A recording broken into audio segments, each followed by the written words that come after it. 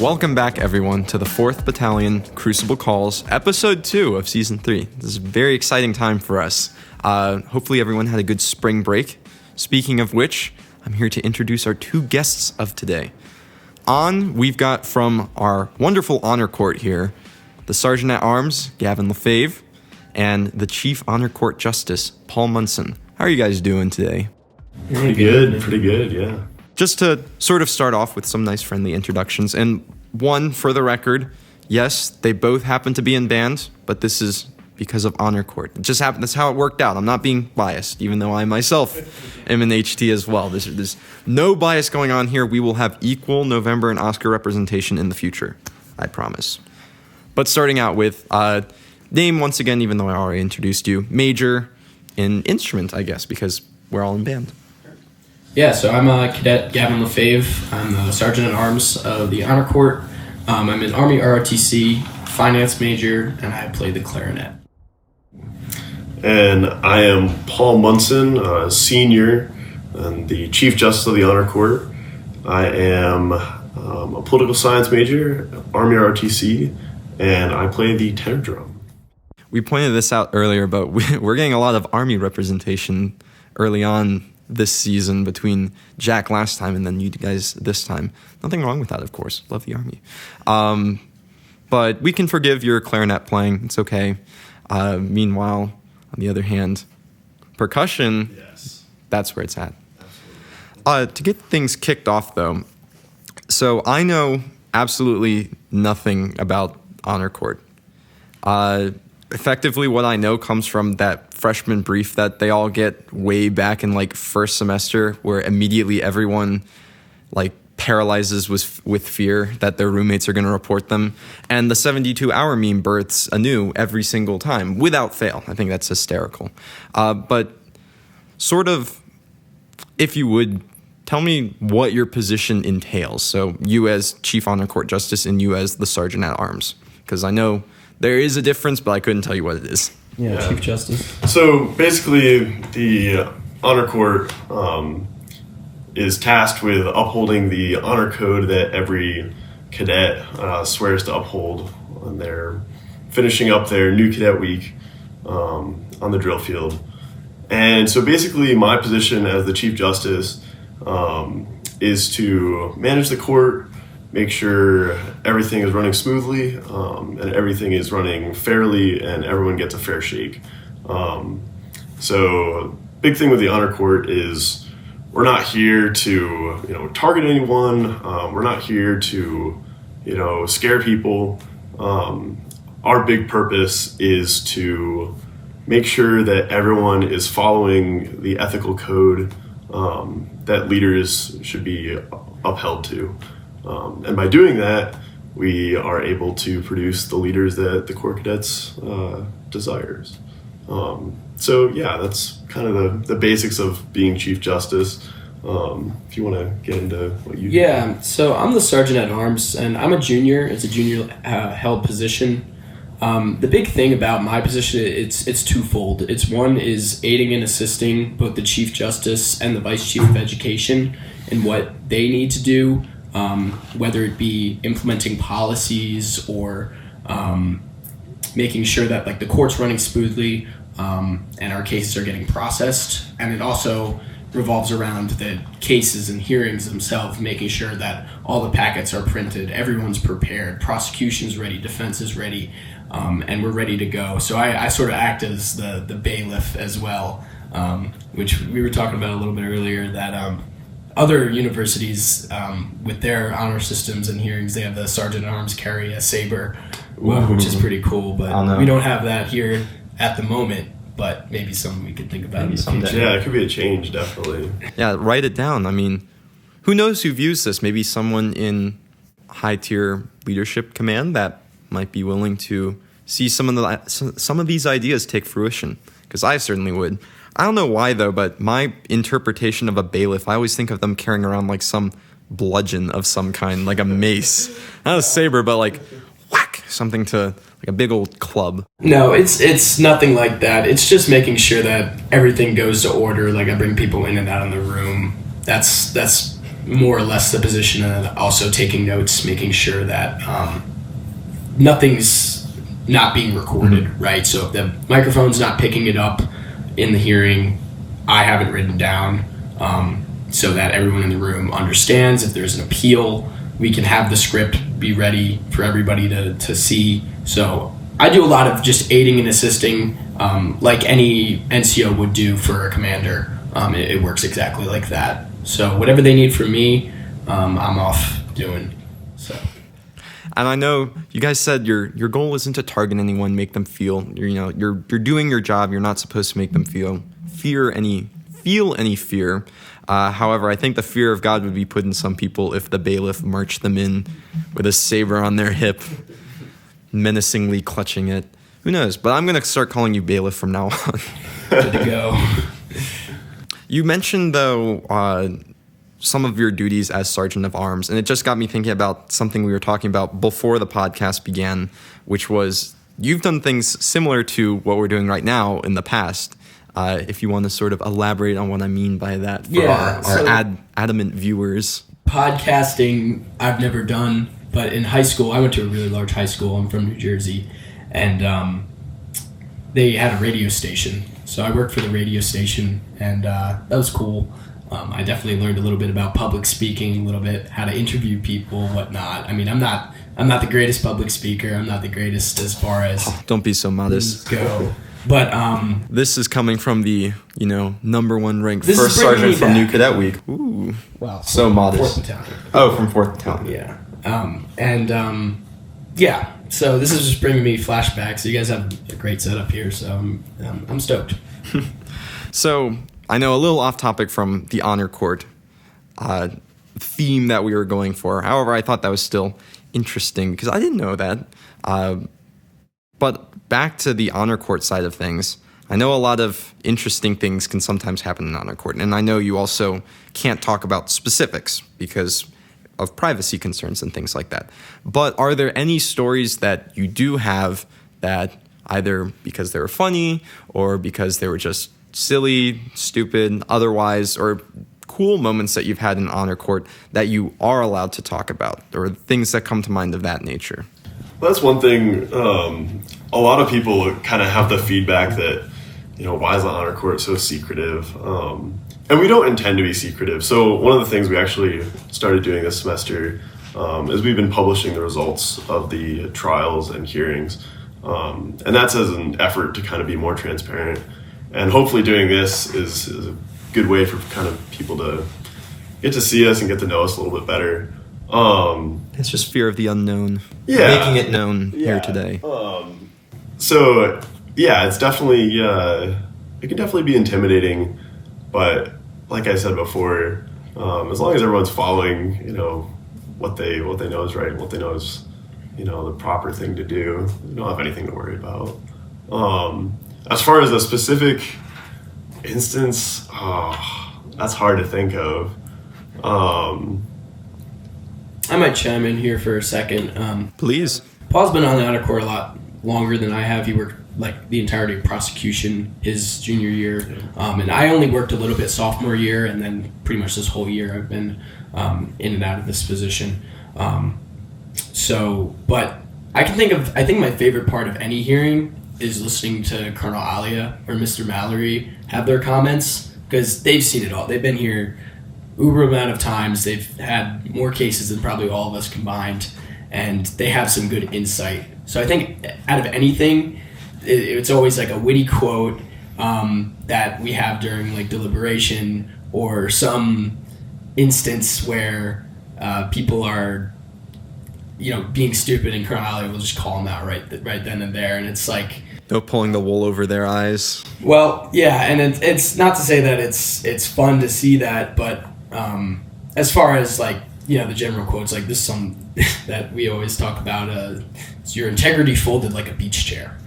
I think that's my favorite out of any of them, and something that I think still makes me laugh to this day. So, yeah. Yeah, I think as much as we have our little piece of the honor court and we do our bit and say our piece during a hearing or whatever, we all kind of part way for Colonel Alia to really bring in his wealth of knowledge and experience.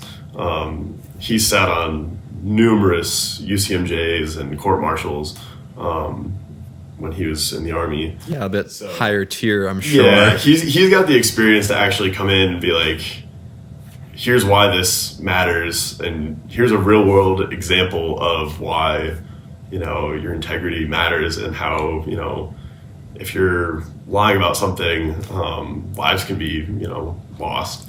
And so getting that perspective from him, it really adds to it, and it provides something that frankly, we don't have that experience. So that's a really good thing to have, definitely. Absolutely. So when it comes to the quantity of honor court cases that you guys get, I know you guys, I think, have gotten a ton already this semester, and I don't think that necessarily speaks to the quality of cadets in recent years as much as how you guys are coming down as an honor court and sort of being more pressing on upholding some of the standards. But to that effect, what they tell us during that freshman brief back during first semester, like I said, the only knowledge of honor court I really have, there's sort of a two-way street that this typically happens, that you get onto, like you go before honor court. You're either caught or you're either reported, either by yourself or by others. What seems to be the majority of the cases between those two? I'd say the majority of the cases we get are reports. So yeah, people either, if it's like an academic type deal, a professor turned them into the university honor system, usually self-report, which is the right thing to do. And that's taken into account, definitely. Yeah. If you have the integrity to come forward and be like, hey, I did this, that goes a long way, definitely. And then, reporting other people, we see a lot of that. And that's something that has definitely increased, at least since I've been here, which, a lot of people can kind of look at that and be like, oh, well, they're snitching on their buds. And it's important to look at it not as you're snitching on your buds, but you're holding them accountable. And you're not only holding them accountable, for their own sake, because it is important, but you're also protecting, what the Corps is, right? You're protecting the image and the prestige of the Corps of Cadets. Because that's something, so we both actually went to a honor conference down at the Citadel last year. And I remember one of the things that I was really proud of going there is that we do have a pretty strict honor system, much stricter, in my opinion, than the federal academies. So at the federal academies, they have, kind of a multi, chance system.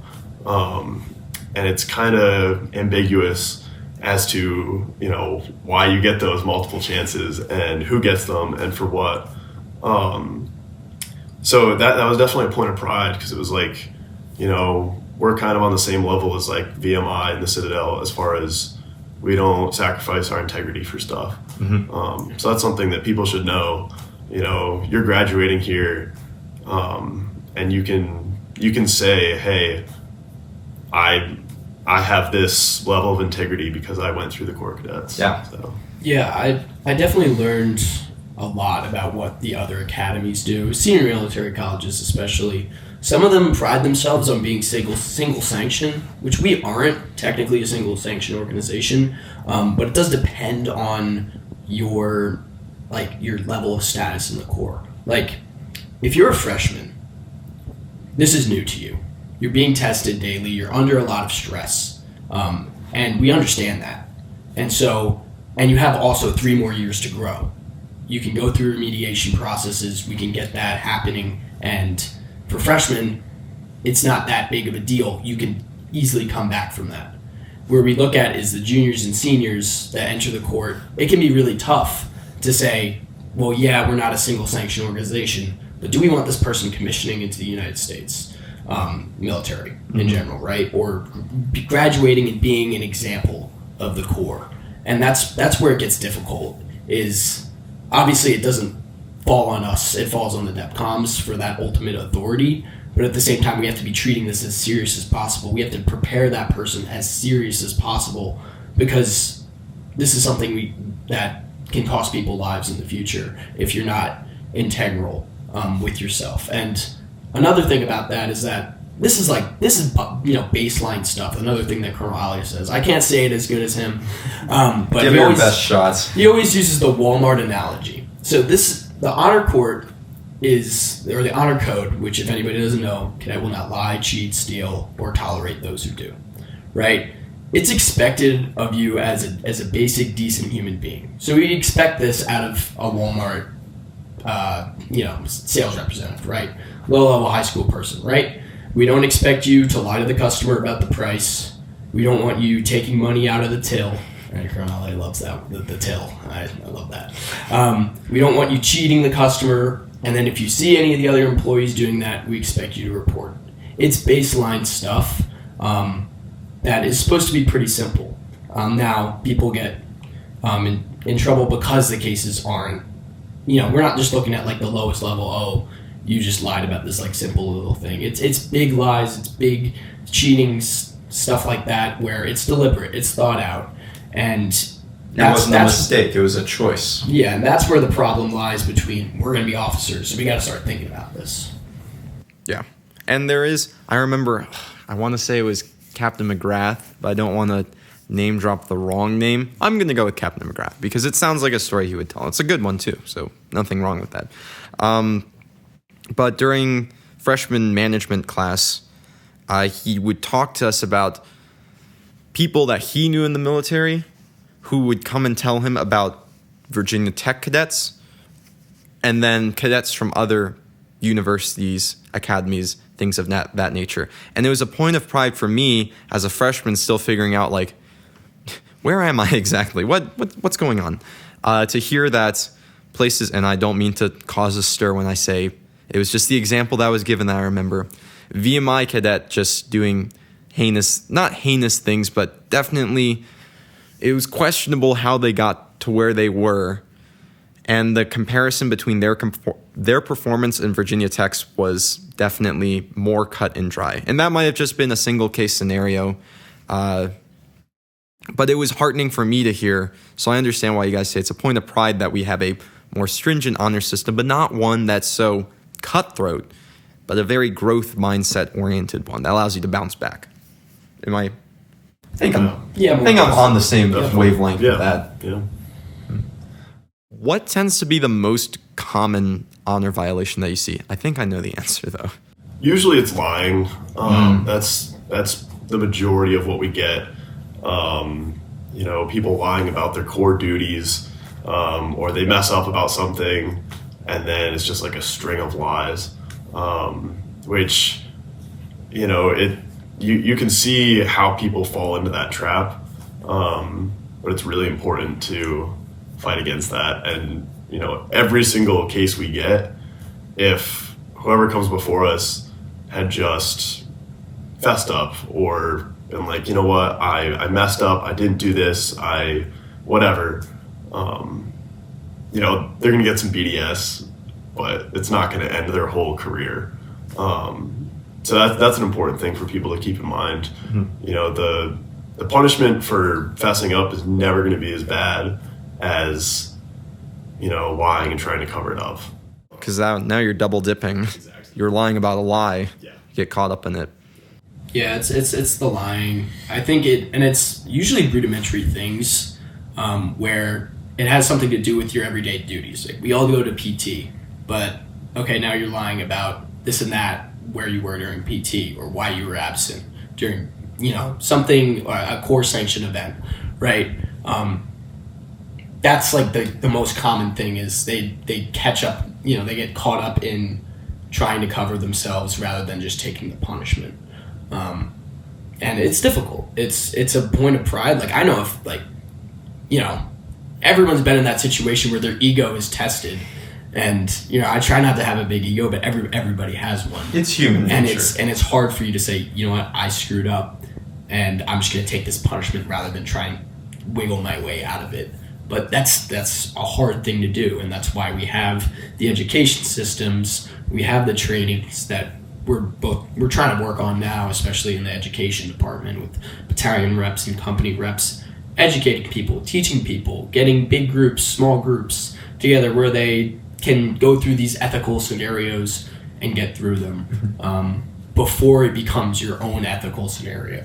So that's another thing that we try to pride ourselves on, we try to do, so that when people end up in that difficult situation or that situation with something that might be rudimentary or taking a punishment for, it's not that big of an issue. You can stand on your integrity and lay that baseline. You don't have to end up seeing us. We don't want people seeing us. It's more work for everybody. We have a staff of 20 plus, pretty much.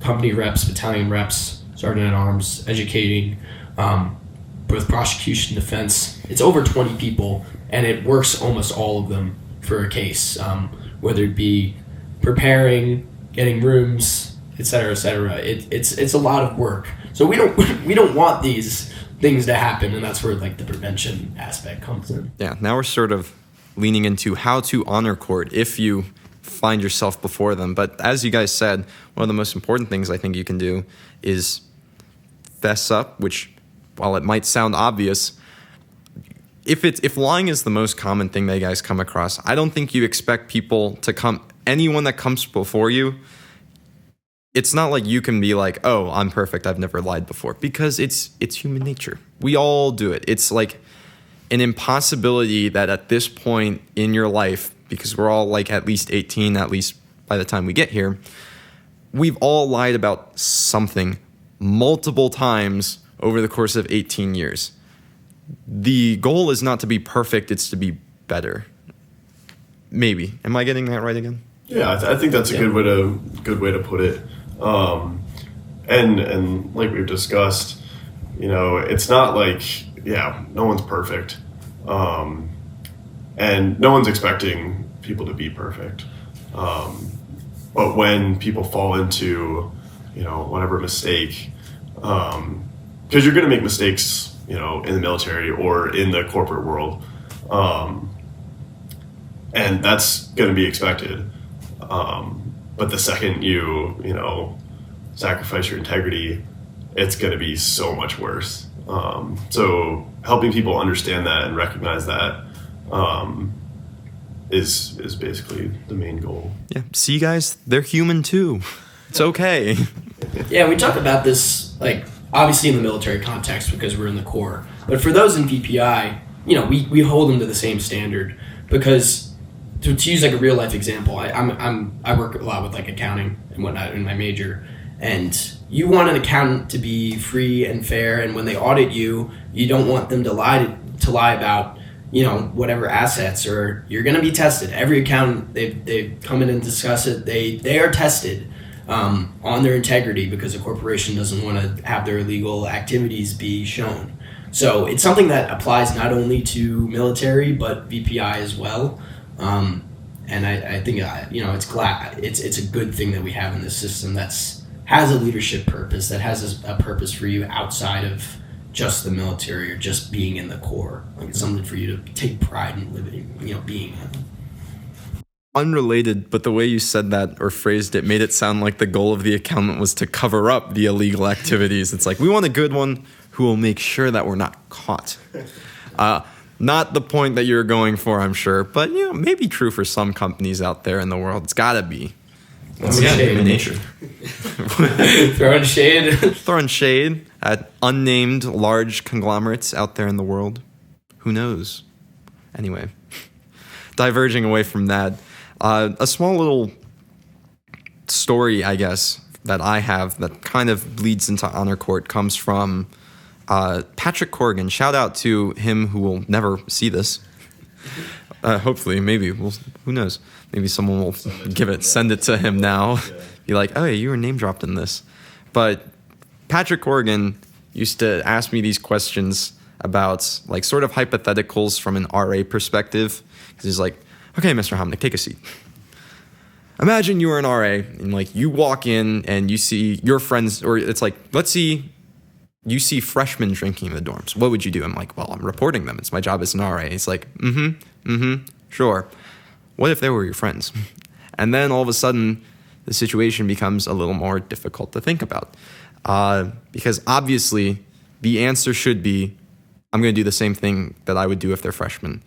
But the truthful answer is that you would at least pause for a moment and think to yourself, wait a minute, these are people I've now ratted with for 4 years, especially in band company where you're together for so long. It's sort of hard to be able to say with 100% guarantee that you would do the right thing and do your job that you're supposed to as an RA.